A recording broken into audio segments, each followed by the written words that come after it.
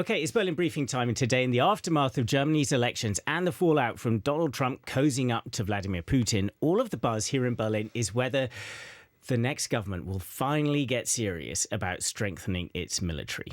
There is a genuine sense of emergency here that NATO could potentially even unravel.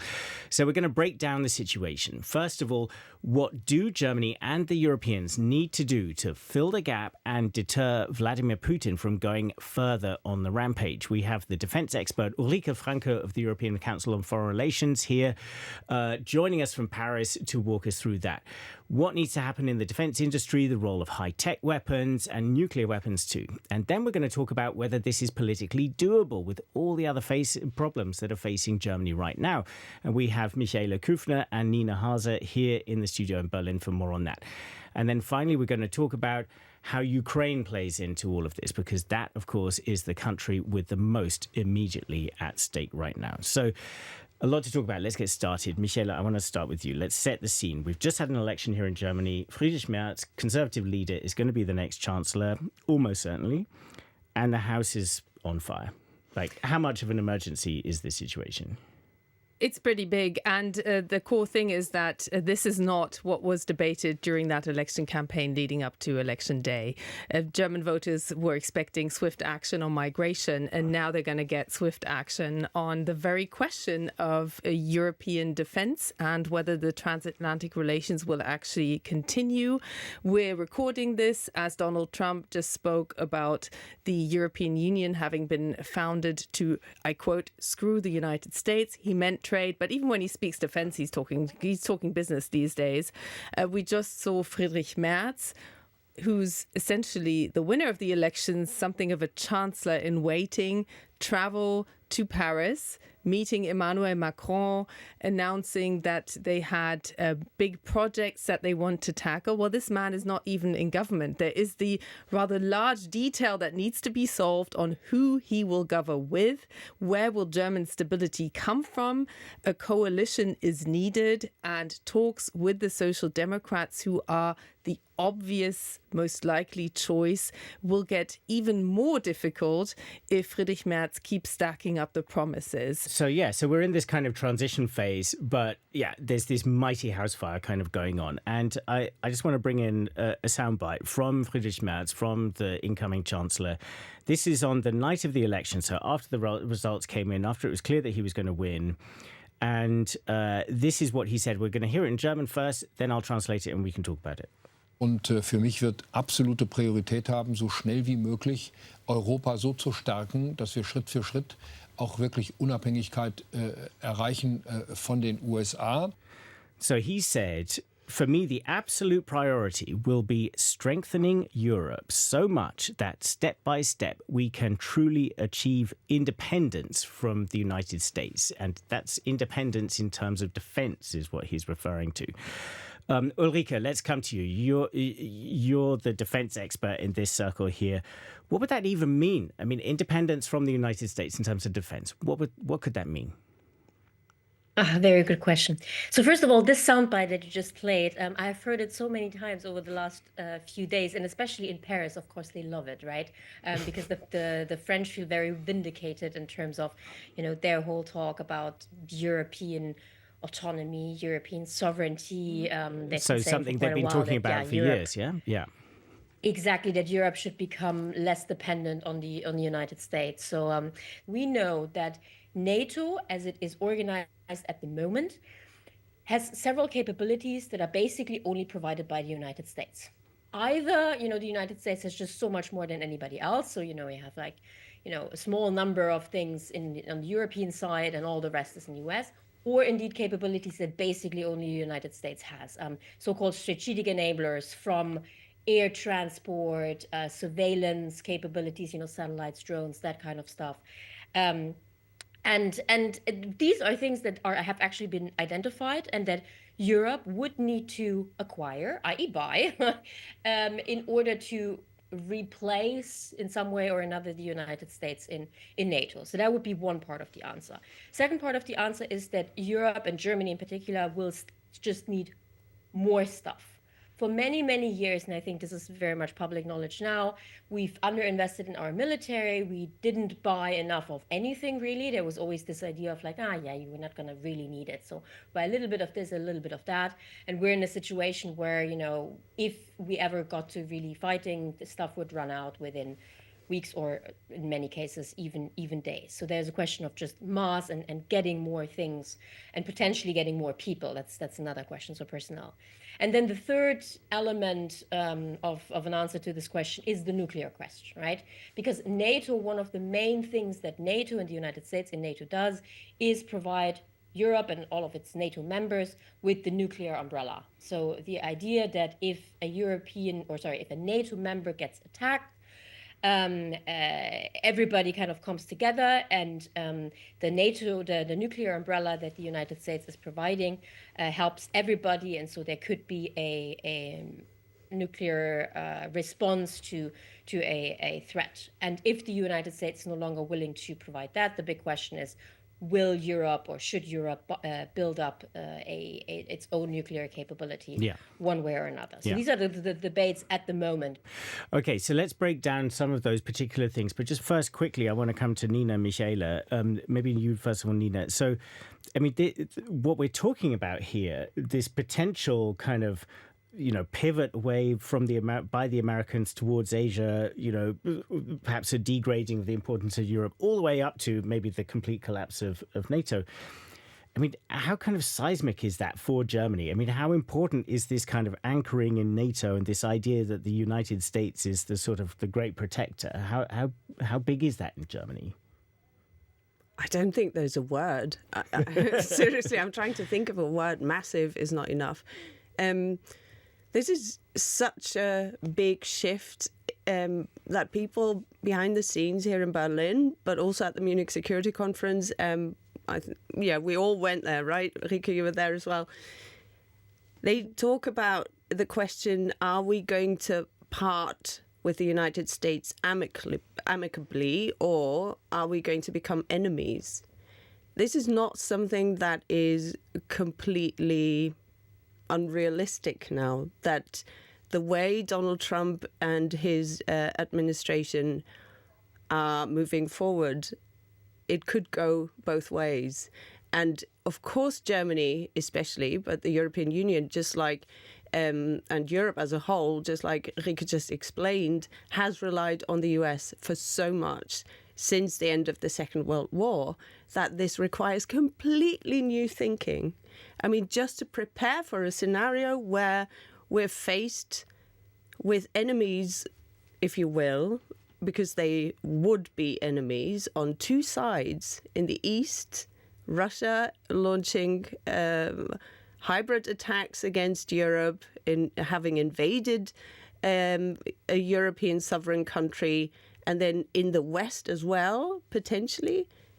I don't think there's a word. And I don't think that many people have understood, or they're still trying to turn a blind eye. They're still trying to cling on to that hope that the transatlantic ties can continue to exist. But there's also, yes, a growing nervousness that it could also go completely wrong. Yeah. So, and of course, even if that doesn't come to pass, even if things seem to start to improve, there's this fear that this is just the latest kind of warning that the underpinnings of the transatlantic relationship are not what they were. So let's come back to you, Ulrike. So we had these very sort of baskets of things of that would need to happen in Germany and Europe. Maybe we could quickly go through them. So in terms of, first of all, people power. There's been discussions in Germany about national service, about conscription. Do you think that is something that would become necessary? So the German military at the moment has 185,000 soldiers, or I think in reality it's 183,000 soldiers. Should have 185. The idea for a while now has been that it's supposed to grow to 200,000.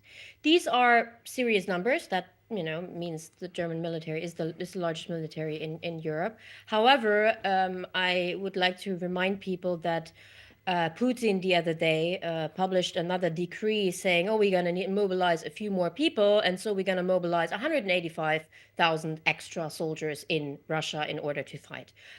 So, they just mobilized another Bundeswehr just because he thought that was needed. So numbers are a big question. Conscription is one of those things.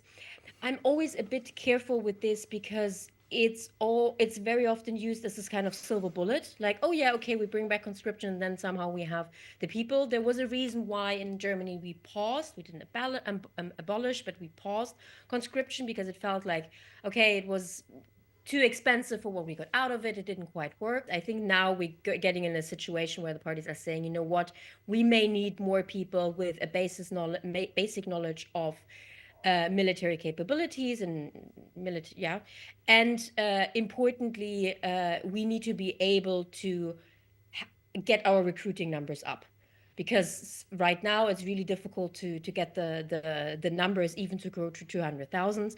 And so the hope is that with conscription, you get the young people in, and many of them will stay. So the next bucket is kind of like you said, Ulrike, gear. Yeah, a lot of equipment. You're talking about the strategic enablers. We're talking about maybe drone warfare, something you're a specialist in, another kind of future gear. Does one of the big discussions relating to that is the defense industry. So Germany has a pretty sizable defense industry, so does France, but the discussion is often that in Europe these defense companies are all making different things that are not standardized. Like, what are the challenges there? Yeah, that is one of the biggest challenges. And I would, by the way, say that the defense industry, the non-buildup of the European and German defense industry over the last 3 years is one of the biggest failures of Zeitenwende. So I'm not one of those who says, we haven't done anything in the last 3 years and Zeitenwende never happened. I think that is too easy. And just to pause you there quickly, so this word Zeitenwende, it's become, it's a term used in Germany. So this turning point that Olaf Scholz, the chancellor, announced just after the Russian invasion of Ukraine, right? So Zeitenwende basically was 27th of February, a few days after the Russian invasion, and Olaf Scholz stands in front of the parliament and gives this speech noting how, well, the times have changed and what Germany needs to do in order to address it. And that's where the 100 billion special fund for the Bundeswehr comes in, and many other things that were quite groundbreaking at the time. Many of those things did materialize. Other changes weren't quite as big as people were hoping. So there's a whole debate on whether we did enough or not. But my point is that since, in the last 3 years, in many areas, a lot of things have been done, but I feel that the European defense industrial base has not been built up sufficiently, or let's say reformed sufficiently, because of course you're right in that there is a defense industry in Europe, but it tends to be quite specialized. It produces these very high-tech, very sophisticated systems that are being indeed sold around the world, or at least in partner countries, but they take a long time. They're very expensive. We do these at small numbers.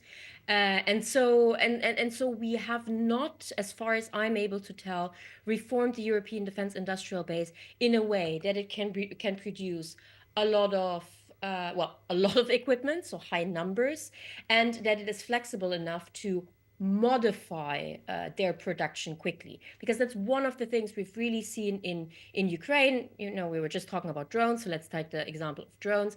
One of the things we've really seen in Ukraine is that innovation cycles are becoming very, very fast, and in order to have a good defense industry, you need a defense industry that is able to adapt quickly. So it produces one thing, and then you realize, okay, there's a countermeasure to this, and so you change it, you switch it, you modify it, you adapt to it. And all of these things, I feel, may not have been sufficiently done in Europe over the last 3 years, and that is one of the big challenges, to build that up, to reform the European defense industrial base in a way that makes sense. And last point, of course, part of the answer is also always to do more things together.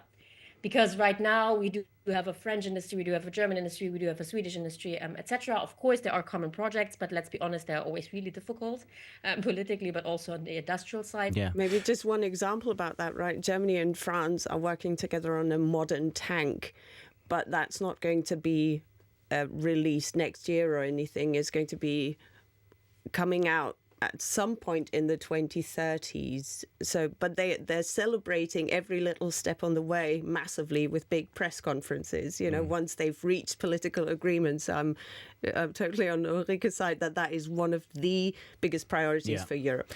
I mean, is there an economic opportunity here, Michaela? I mean, looking at you, I think many people watching or listening to this will know that Germany's economy has been in trouble. There are worries about its car industry not being as competitive anymore. There's this term of deindustrialization is in the air. Evidently, Germany has a defense industry that needs a real push. Can this become actually an economic, a positive economic story for Germany in the next few years and other European countries?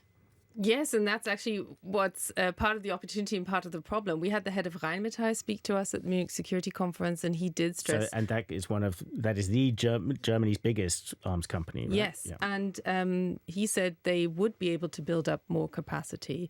So this, what very fast becomes a very technical discussion that we're having here, all comes down to the political will, and the economic opportunities in this are almost part of the problem in finding a common approach to this. That's why the European Union has more than 150, actually more than 170 different weapon systems, and the US about a dozen. And because they're on the same page in terms of who should be doing what.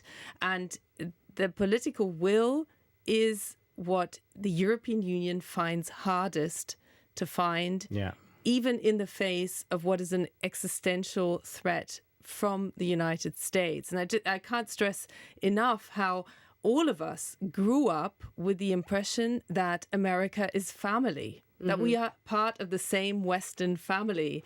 And it's like your rich uncle across the ocean turning against you. That's what's happening to the Europeans right now. Yeah. And they are finding their feet. They have to find their feet very fast. I think we're seeing spectacular lightning speed in terms of the consultations that are taking place. But the system is so complex within the EU, and somebody has to cut through that Gordian knot. Okay, let's get back to this, the politics. I want to come back to Ulrike first for one last big part of the military picture, and that is nuclear weapons. You mentioned that earlier, Ulrike. Let's dive into that. And we want to pull up a quote from Friedrich Merz, which we don't have the video or audio of, but we have. I'm just going to read the quote to you. And this was in an interview on television just 2 days before the election. And Friedrich Merz said, "We need to have discussions with both the British and the French, the two European nuclear powers, about whether nuclear sharing or at least nuclear security from the UK and France could also apply to us." Okay, so Ulrike, let's go to you. So Merz raising this idea of nuclear sharing or at least nuclear security from the UK and France. What could either of those things mean? That is the big question. So again, a soundbite that was very often repeated in Paris. Why? Well, because Emmanuel Macron talked about exactly this for a few years now. And he hinted at the fact that the French nuclear umbrella should not be understood exclusively in a national way, in the sense that, okay, it only secures France, but that there are European interests that would also be covered by it. There are huge questions as to what can be done, how it could look like, because, so in Europe, the United Kingdom and France have nuclear capabilities.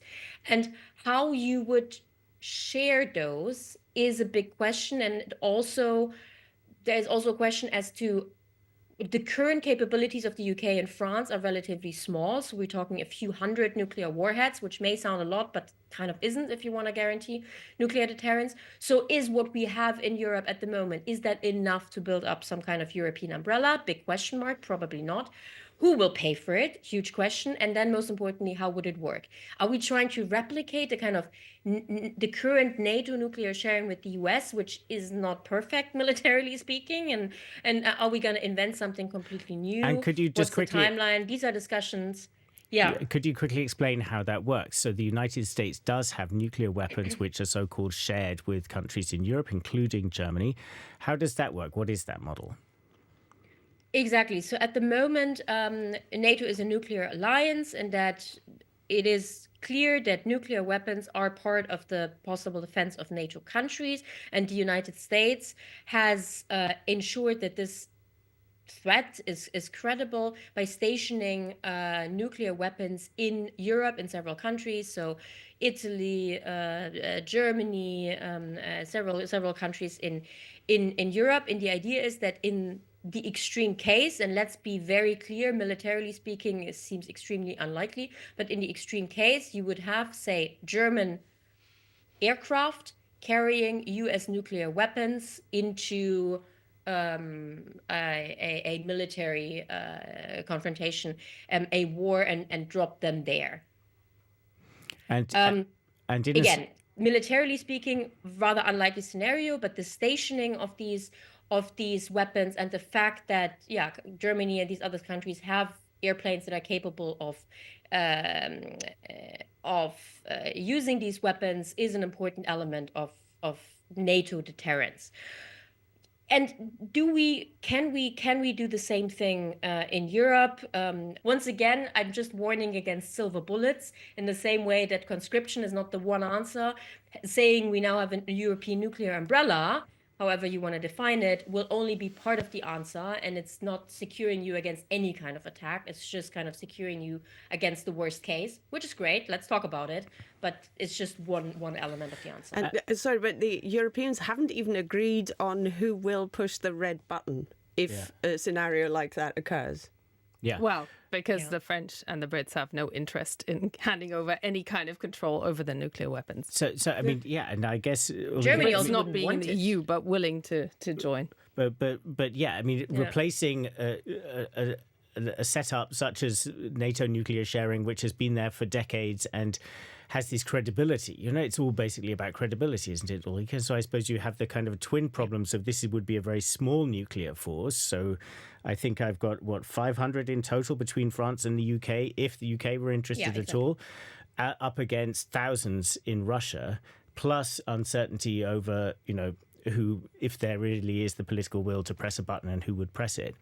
I mean, is that anything like enough to resist ultimately the nuclear intimidation that has been such a major part of Putin's relative successes in Ukraine? The fact that he has managed to intimidate NATO countries and the West, including the US, from greater support for Ukraine.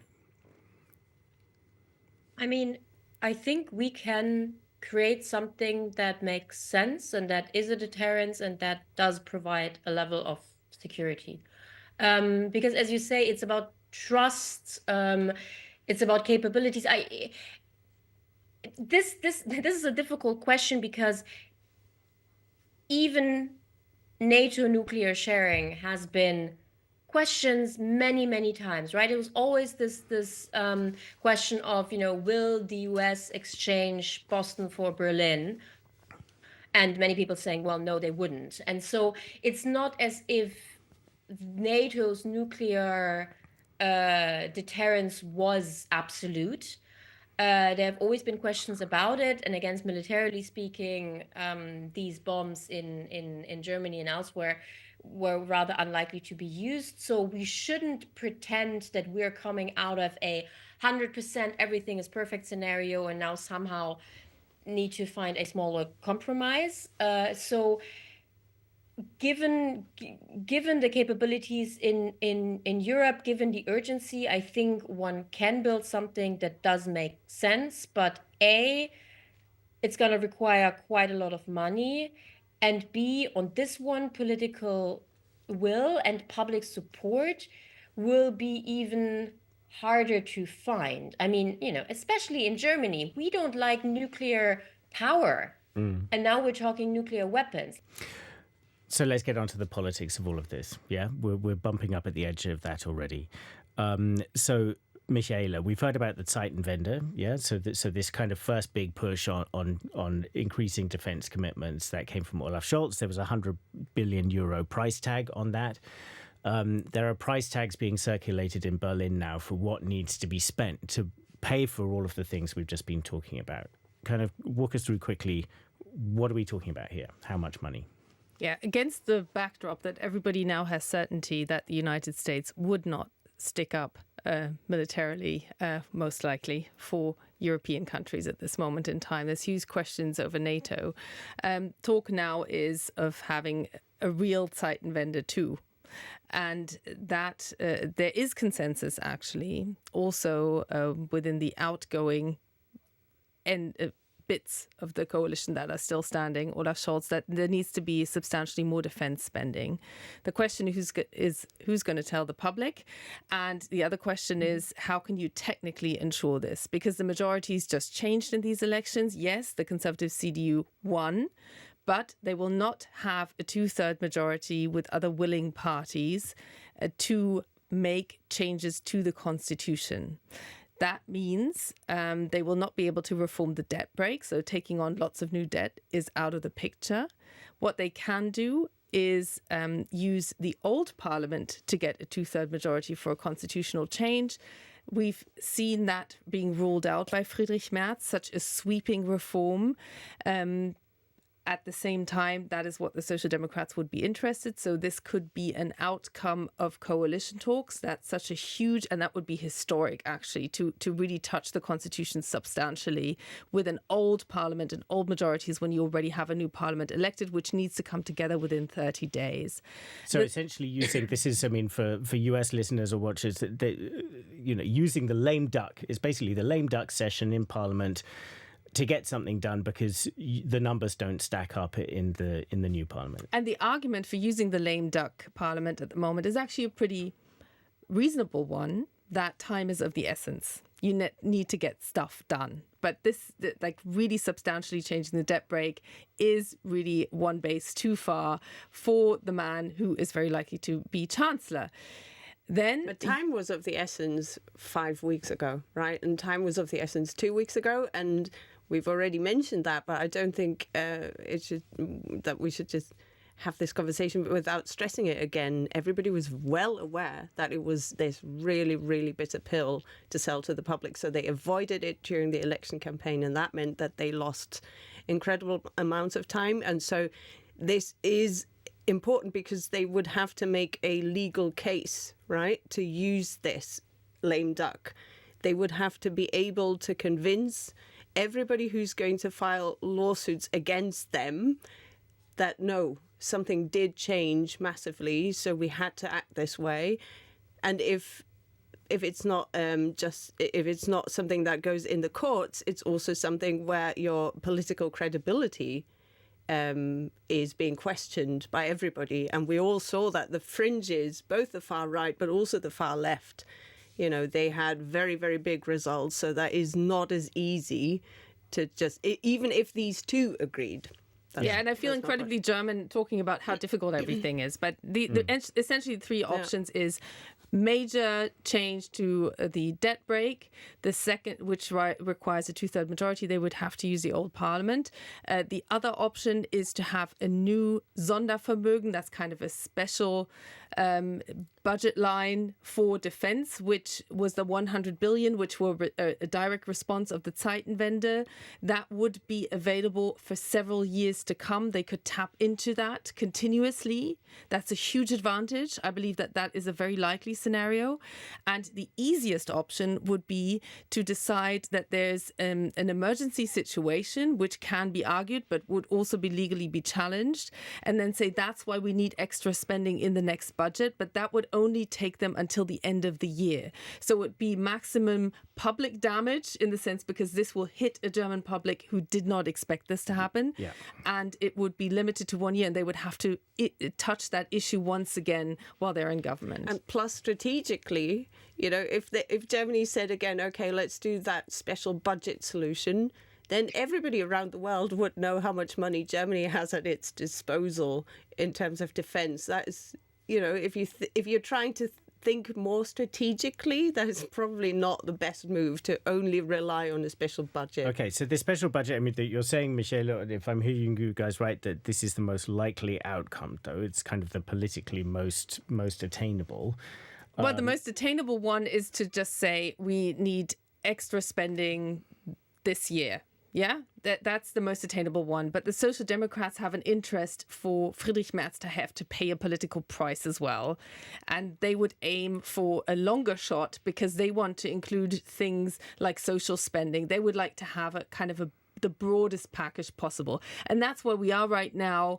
And that will be part of negotiations. It's a highly unusual situation right now. So the stakes are very high. And not just social spending, right? I mean, they're also arguing infrastructure, right? Lack of action by previous governments has meant that this country really is in a very, very poor state.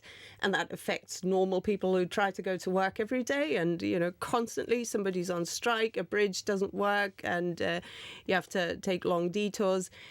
But it also means defense. So maybe that is a line for the Social Democrats. If Germany, at the heart of Europe, is a country where bridges don't work, where roads are broken, how can tanks roll through this country potentially in a case where that would be needed? That would just take ages and ages. And that is something that the Social Democrats are going to want to include in the idea that we need to boost defense. Ulrike, I want to come back to you. So we can almost hear the kind of the debate between these coalition partners taking place right here in the studio, right?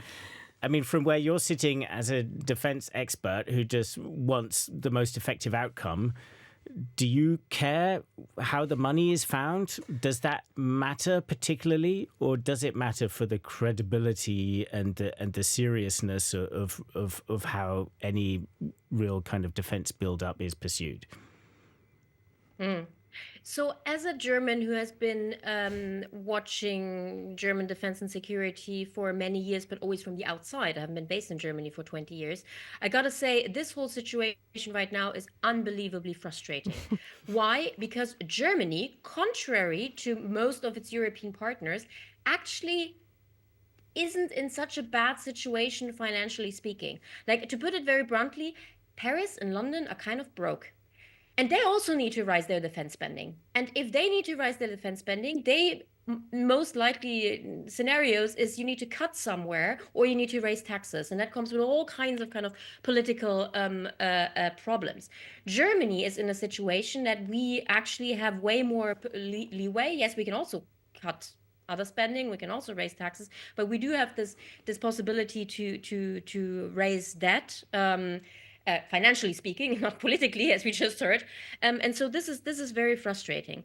Does it matter where the money comes from? I mean, it kind of does, because if you're really talking real money, so right now we're talking, and this is kind of rumors, but 200 billion extra money for security and defense, and also kind of longer term real the defense budget that is not just 2% but higher than that. I don't think that it will be enough to just try and cut here and raise a few taxes there. That is just too big, and so I do believe that we will need to take on more debt, and hence the debt brake really is a big part of the answer here. Abolishing the debt brake is a big part of the answer here, and also, I mean, as much as I think Germans need to understand that without security, you've got nothing, I think it's also important to realize that you don't want to hurt or undermine your social cohesion and your social resilience in time of increased security threats. What do I mean by that? It's not ideal to cut, the social nets and other things like that while you're in a threat situation in order to finance defense. It may become necessary, but if you can avoid that, again, for example, by taking on more debt and financing both, that is better, even kind of military or national from a national security point of view. Okay, let's get to the very last part here, because this is going to shake out in the next couple of weeks, so we'll be following that, of course, and we'll pick up on this in future editions, yeah? I just wanted to add that we're not just talking national solutions, right, in terms of trying to find money. I mean, the European Union is also trying to change some of its fiscal rules to allow for more defence spending and potentially exclude the money that national governments take to invest in defense and exclude that from all the scrutiny, essentially. Yeah. Okay, finally, Ukraine. Of course, the war is still raging. Donald Trump is trying to end it. He's trying to end it so quickly and with such an outreach towards Vladimir Putin, indeed taking on seemingly many of Putin's narratives around the war, that everybody is worried that there could be a pretty hasty solution to and hasty end to this conflict, with a peace that could be very unstable and might require security guarantees from European countries. It might require European boots on the ground as well.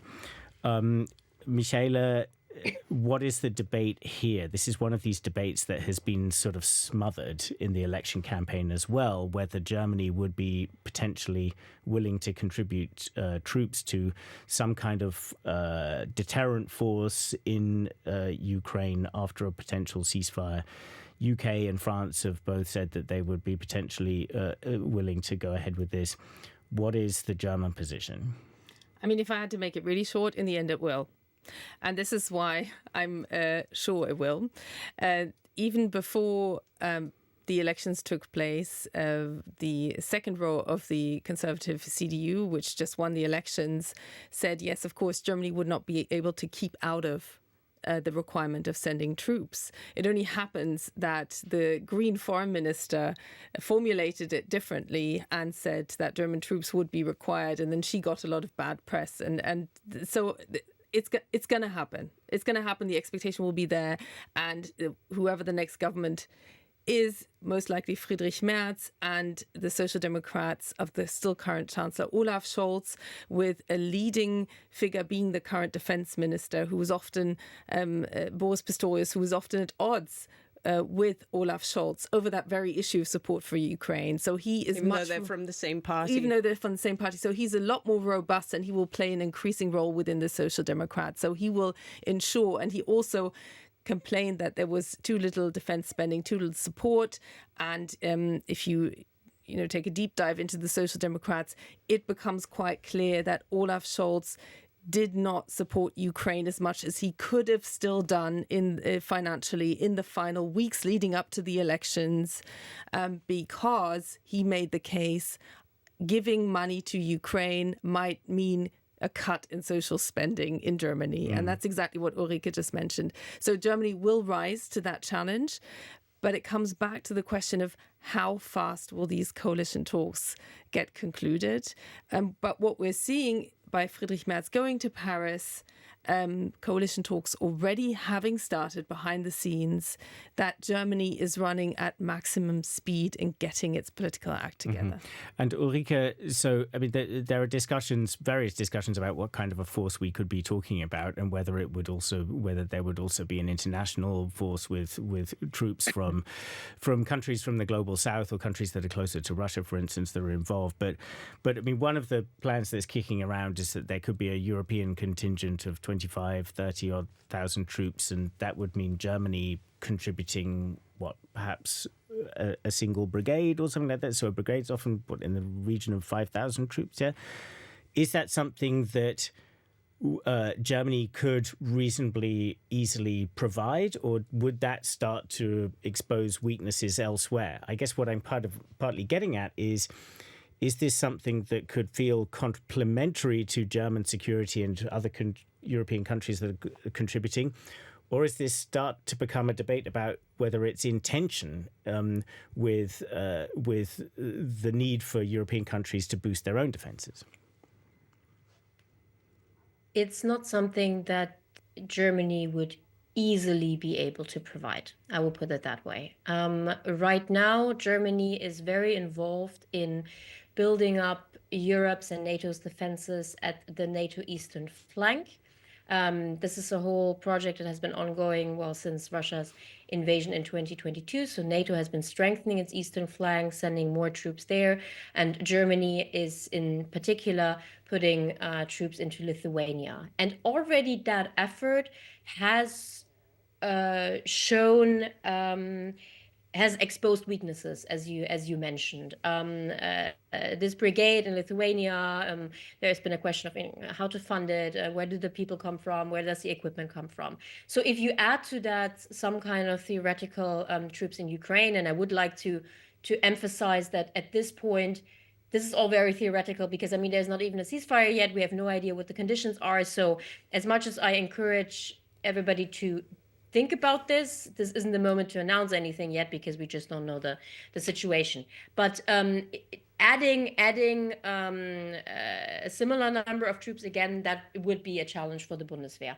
It will not be, it should not be, it can't be an unsurmountable challenge for the Bundeswehr. I mean, quite honestly, if we're not able to do that, what do we do with 185,000 troops? So I'm going to put it this way, like we will make this happen, but certainly not easily. And this will be part, again, of the whole discussion of, okay, we need more money to do this. We need more capabilities to do this.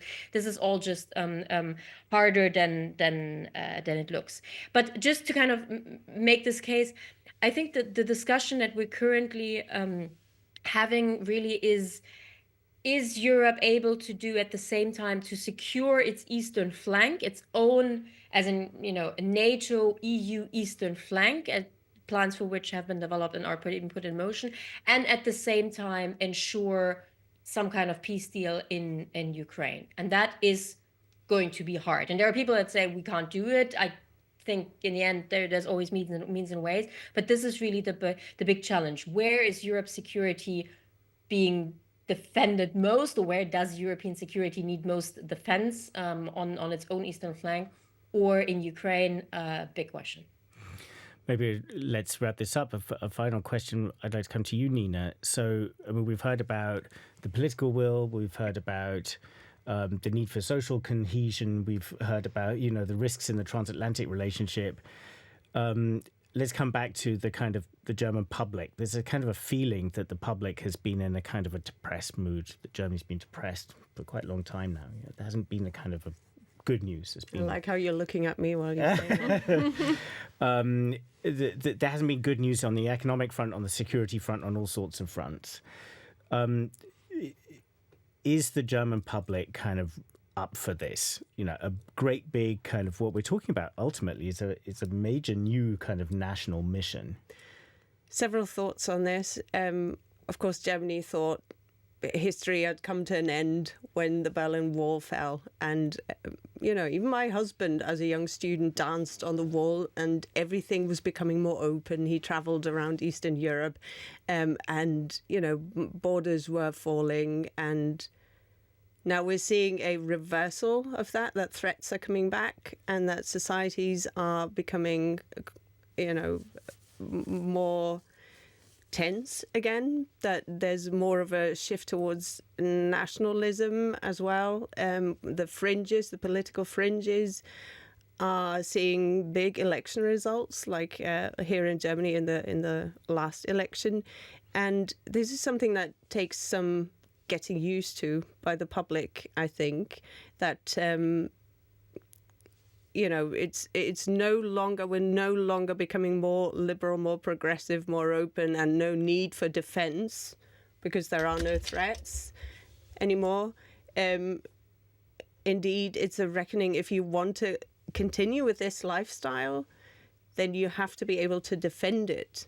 And that means pacifism, I think. The very word needs to be redefined here in Germany. And you see that debate in many families as well. Those left-wing grandparents who took to the streets in protest against ex-Nazis and sort of kicked them out of office. And they understand the idea of pacifism completely different. They say, okay, no weapons, nowhere. We need to get rid of all weapons. Weapons are bad, bad, bad. And now Germans are beginning to understand you have to have weapons in order to not have to use them. And we're only at the beginning of this discussion. To this German public, we've had 4 generations after the end of the Second World War. Security is like gravity. It's just there.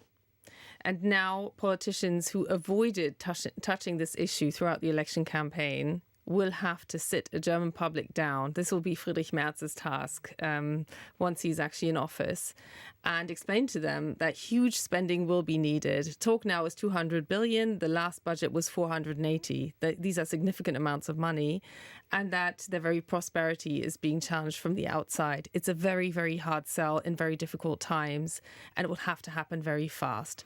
And last word to you, Ulrike. You're a German watching from the outside. 20 years you've had this outside perspective. You've said you've expressed your frustrations. Do you have any optimism that this is the wake up call where Germany will finally Don't use that word. Not just press snooze again, because